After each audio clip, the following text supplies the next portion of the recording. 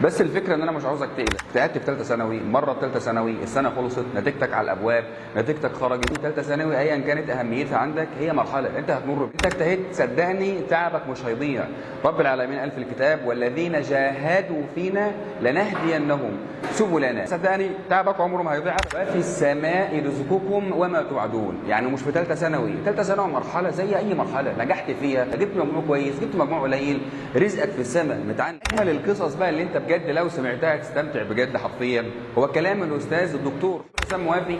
كان من طلاب الثانويه اللي اتخرجوا من مدرسه الأورمان. كان بيتكلم ان النتيجه بتاعتهم كانت بتتندى في الميكروفون قدام الناس، يعني الاول فلان والثاني فلان والثالث فلان بالنتيجه بتاعته بالمجموع بتاعه، لحد ما وصل عند الطالب الاخير.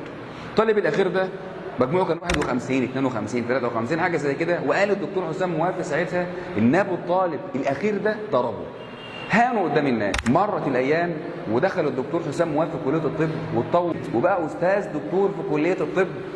وحد من اصحابه بعد 35 سنه: انت ليه ما بتجيش اجتماع الأورمان معانا وتحضر مع زمايلك؟ قال: نفسي احضر واشوفكم، اللي عاش واللي ميت اشوفكم وافتكركم. راح قعد مع اصحابه.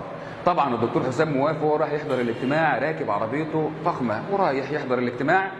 دكتور حسام موافي وبيركن العربيه لقى ناس داخله بعربيه كبيره وعربيه ضخمه جدا وشيك جدا ونازل منها ناس. اتفاجئ: ايه مين؟ حاجه كبيره جدا نازله من العربيات. هو استاذ دكتور كان مفكر ان هو احسن واحد في الدنيا تقريبا في الفتره دي.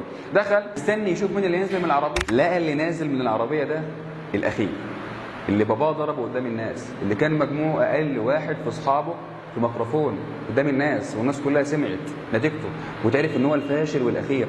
ده اللي نزل من العربيه وبقى هو انجح واحد في اصحابه. ساعتها دخل الدكتور حسام موافي يسلم عليه وساله: انت بقيت شغال ايه؟ بقى رئيس مجلس اداره لاكبر الشركات الخاصه اللي موجوده في مصر ويمكن في الشرق الاوسط كمان.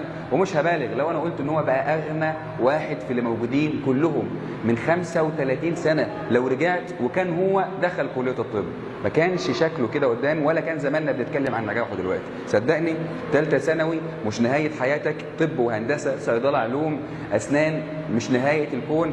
ممكن تدخل كليه من الكليات دي وتقع، ممكن تدخل اداب وتربيه وتنجح وتحقق فارق. ناس كتيره وقعت في ثالثه ثانوي ونجحت بعدها، ناس كتيره دخلت طب واتدمرت بعد ما دخلت طب. ثالثه ثانوي مرحله، ثالثه ثانوي مش نهايه العالم. مجموعك حلو، مجموعك وحش، اجتهادك مش هيضيع وربنا هيوفقك وهيكرمك على قد اجتهادك، وربنا اكرم، ربنا اكرم ان شاء الله. حبايب قلبي، يا ريت مجموع ثالثه ثانوي ما ياثرش فينا ولا ثالثه ثانوي حتى تاثر فينا. احنا علينا الاجتهاد وعلى رب العالمين النتيجه ان شاء الله.